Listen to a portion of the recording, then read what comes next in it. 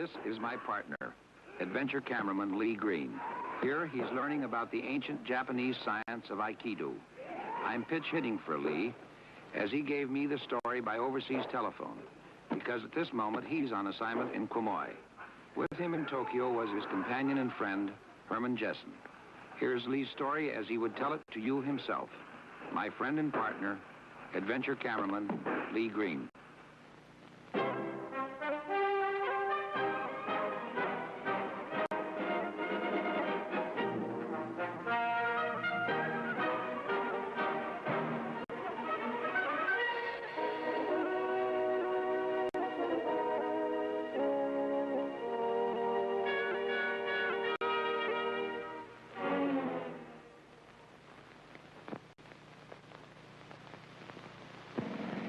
It's 8 o'clock in the morning and the start of a busy day for Herman and me in Tokyo.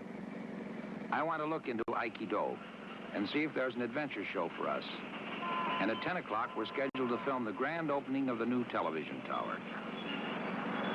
This is a 70-yen cab, which means that you ride 1.33 miles for the equivalent of about 18 cents. And incidentally, you don't tip in Japan. You really get a ride for your money. There are 3 classes of cabs in Tokyo. The 60 yen, which seem to be piloted by stunt drivers, the 70 yen by racing car drivers, and the few 80 yen cabs by surviving and retired members of the first 2 groups. Jaywalkers in Tokyo live dangerously, but the less agile obey the traffic signals. Face masks are a common sight all over Japan. If you have a cold, you wear one. In spite of my tight schedule, I enjoy the ride. And soon we're watching activity of another sort. This is the exercise room of the Aikido school. The young men in white shirts and black pantaloons are instructors. The other boys are students. To Herman and me, this looks like a cross between jiu-jitsu and tumbling. The instructors handle themselves extremely well. But I wonder how they'd do if this were a rough and tumble instead of an exercise.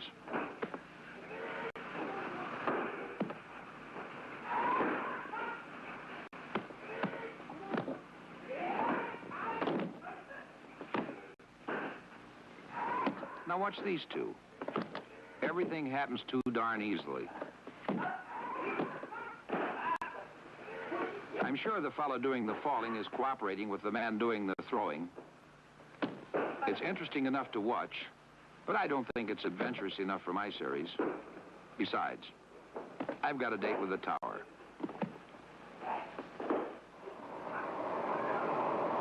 On the way, I steal one shot of the entrance to Meiji Park. And here's our 60 yen cab arriving at the new TV tower. The tower has a 5-story building at its base, an observation platform about 650 feet up, and the top of its antenna is 1,150 feet above the street, 50 feet higher than the Eiffel Tower in Paris.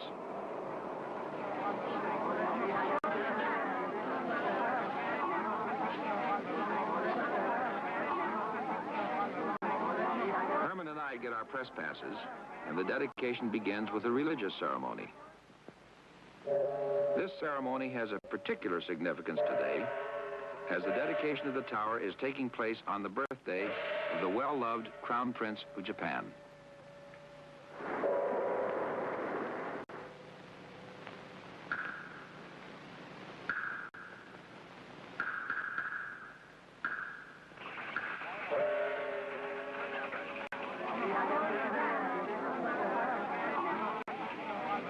They seem to have learned their lesson from Hollywood, all right. Miss TV of 1959 cuts the ribbon, flashbulbs go off, and tomorrow all Japan will be barraged with publicity about this great event. And it is a great event. The tower is a cooperative enterprise with 2 commercial television stations and 1 educational television station sharing the facilities.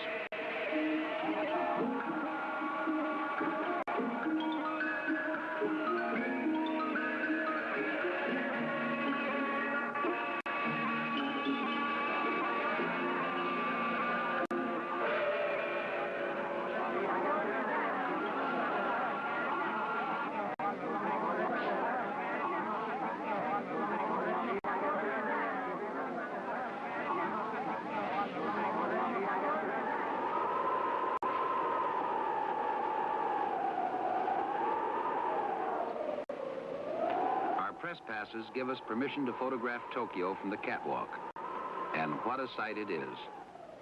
From this tower, giant cameras will be able to bring all of Tokyo in close-up to television viewers within 100 miles. Baseball games at Tokyo Stadium, 8 miles away, can be photographed from here and brought into close-up range.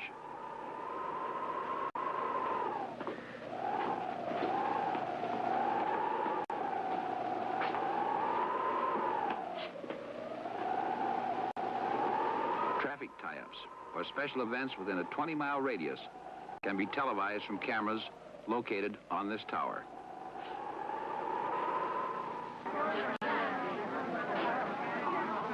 Back in the observation platform, our camera is hard at work. This is downtown Tokyo, looking toward the bay. Herman and I are having a wonderful time, but I've got to get my pictures back to the States. So down we go. 8 million people in Tokyo, and I think 7 million of them are here today. Herman and I have worked crowds before, and we agreed if we got separated to meet at the newsstand at the foot of the tower. When I find him there, he's browsing in a book about Aikido. If the pictures tell the story that I think they do, we missed the whole point of Aikido this morning. We missed meeting Mr. Ueshiba. The book cost 300 yen, almost $1. But it proved to be my passport to a real adventure. On its threshold was Mr. Ueshiba, the patriarch of Aikido. This science was founded by Yoshimitsu Minamoto in the year 1120 and was handed down in his family for generations. It was taken over then by the Takeda family. And here is a legitimate successor of the art, Mr. Moritaka Ueshiba. What year was Aikido founded? I study this frail old man and think how he must miss the strength and vigor of his youth. About 50 years ago. Mr. Tohei, I wonder if we might, without offending Mr. Ueshiba, inquire as to how old he is. No, I decided 80 years old. Wonder if you could inquire of Mr. Ueshiba how many students he has trained. As he talks, I realize that Aikido is more than an exercise, a sport. It is a religion, a way of life. About 100,000. It's my understanding that in the instruction of training of Aikido, it is not just a physical routine or a sport or a means of defense, but a training of the mind. That's right. Ask him if he would briefly tell me about the circle over there. Yes.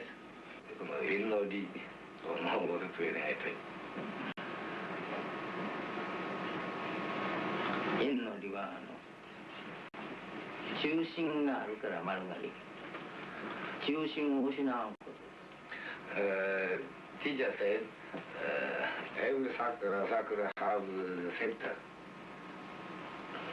And if have not a center, cannot make circle.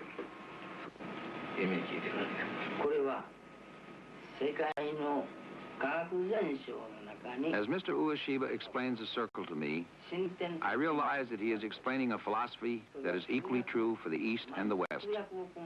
That truth and moral principle have neither beginning nor end, and always retain their position in the center of man's life. Well,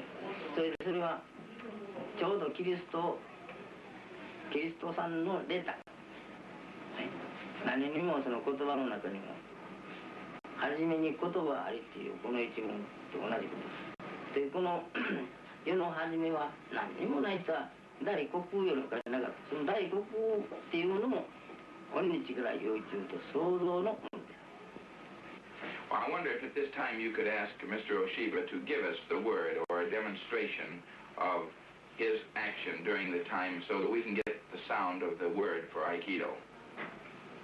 Yes. キリスト教でもバイブルにこれが始めちゃったと。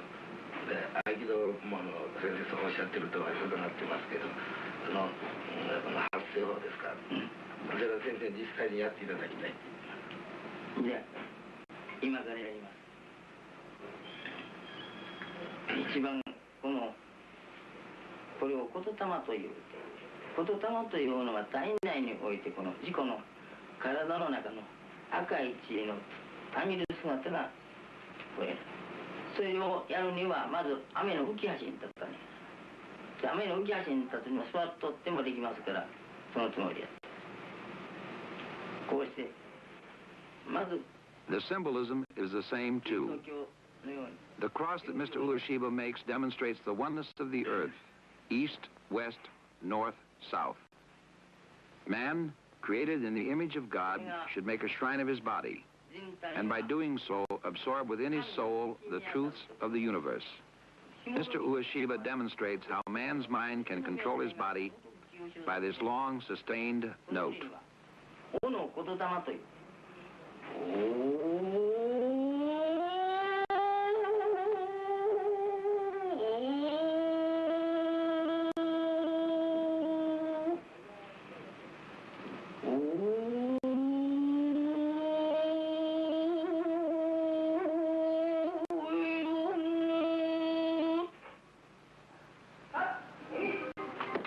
We go back to the exercise room, but this time we go back under the guidance of a great artist, a great teacher. We salute the participants in the exercises.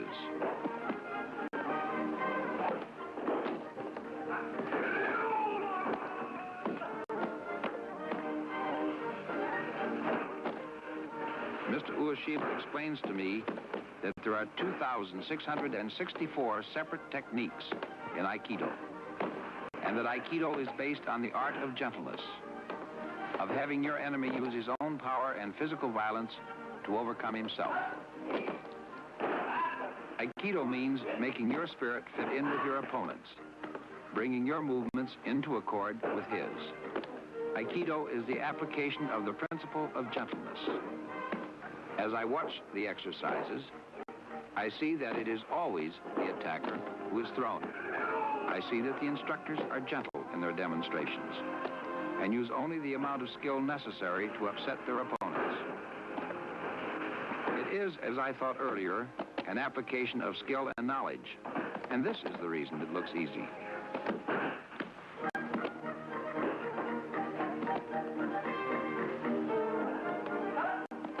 Aikido is a sport of the mind as well as the body. And I'm going to see if Mr. Ueshiba will accept Herman and me as students.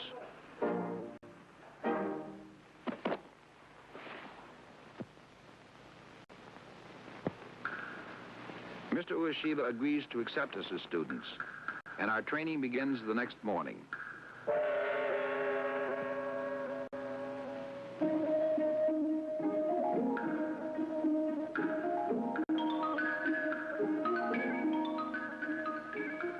We salute our teacher, and as students have done for centuries, sit at his feet to learn.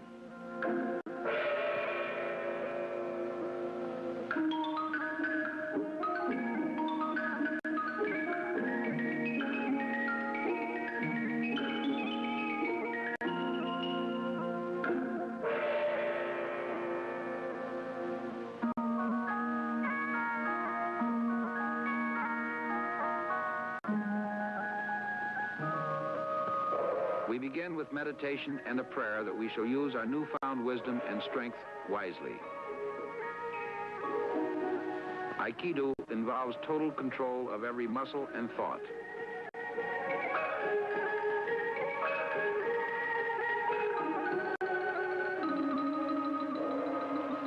These exercises loosen our muscles and prepare us mentally for the lessons to come. Many days of such simple exercises as these are needed before you're introduced to the simplest of the Aikido techniques.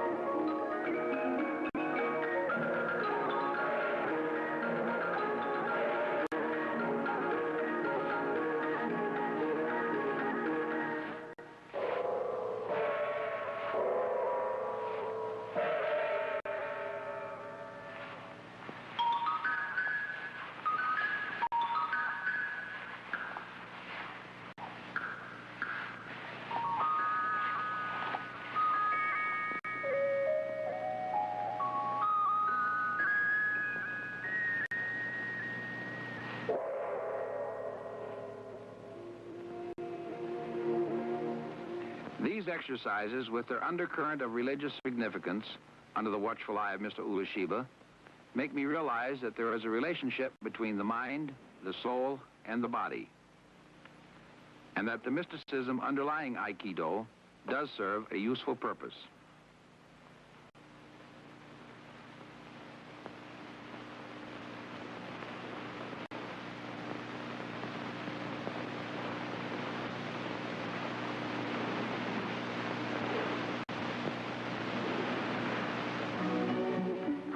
I've been studying 7 hours a day for the past 10 days.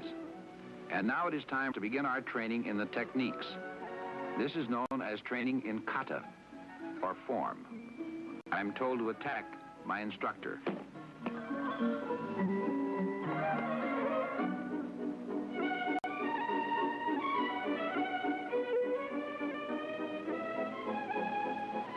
He uses an application of the forearm turn.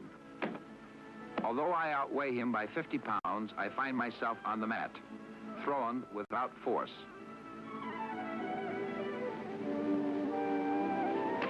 Now it's my turn, and I enjoy it.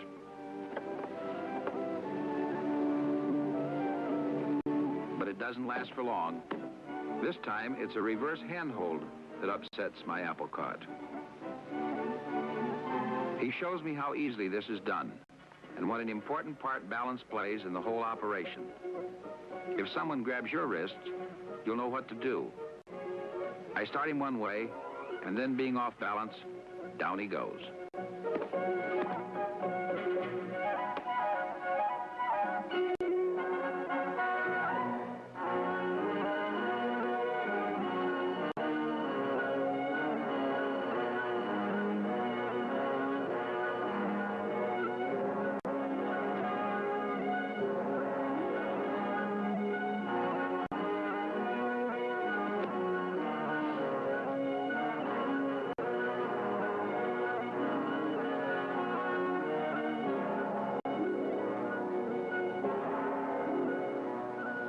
I suggest you don't practice any of this at home without an instructor. Too forceful an application of pressures will snap an arm, a wrist, or a leg. He makes it look so easy, too.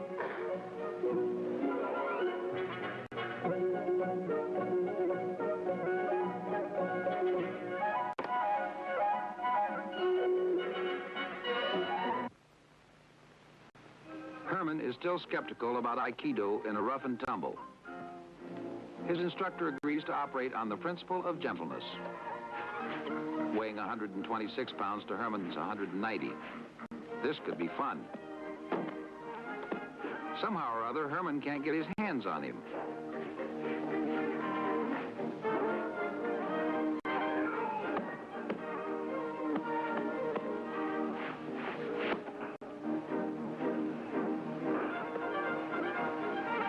Down he goes.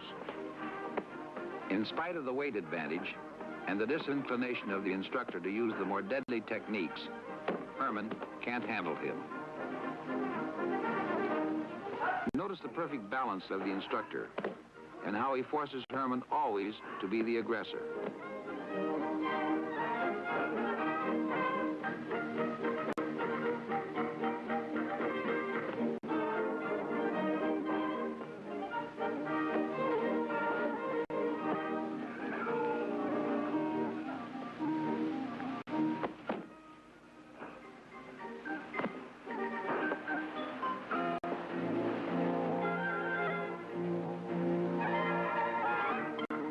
Now he decides the time has come to exercise control, and he does. Herman is totally helpless, held there by the pressures of a single thumb. Herman is convinced.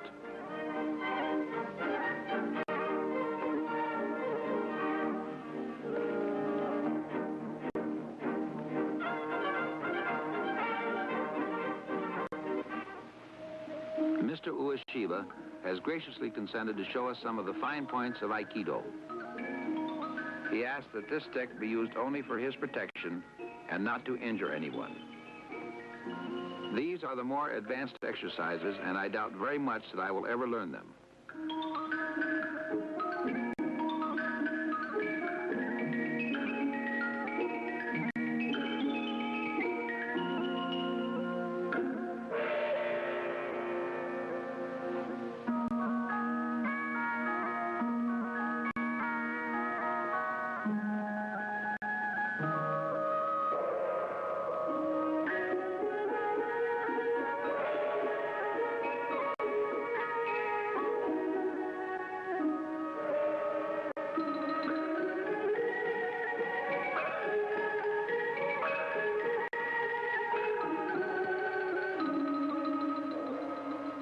Now he salutes his instructors and prepares for the demonstration.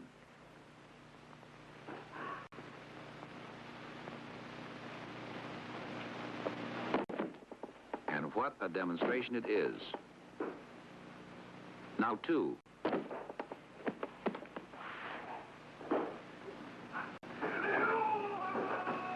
This is what I call balance.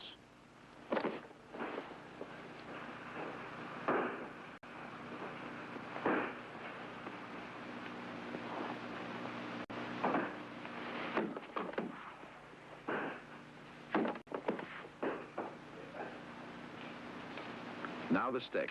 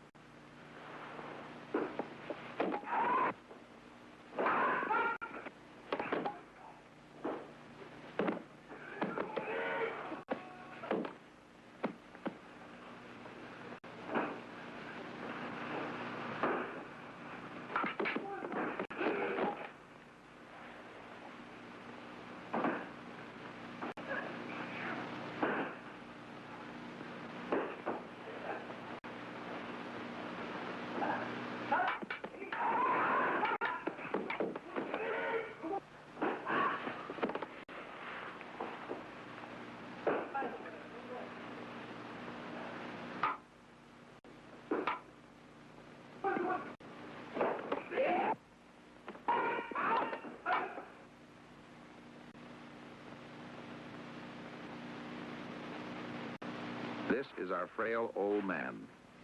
His strength is truly as the strength of 10.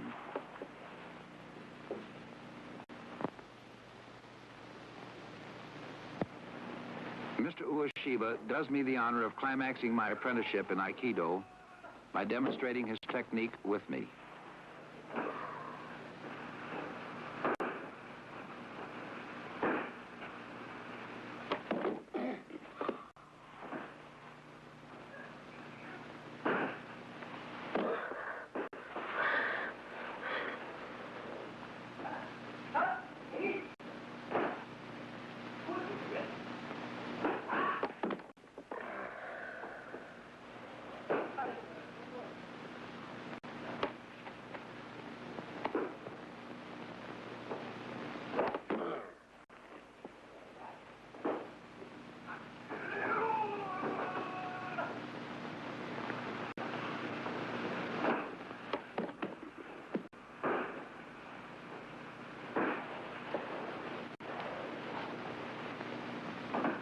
This is the master at work, and I wish Herman weren't enjoying it quite so much.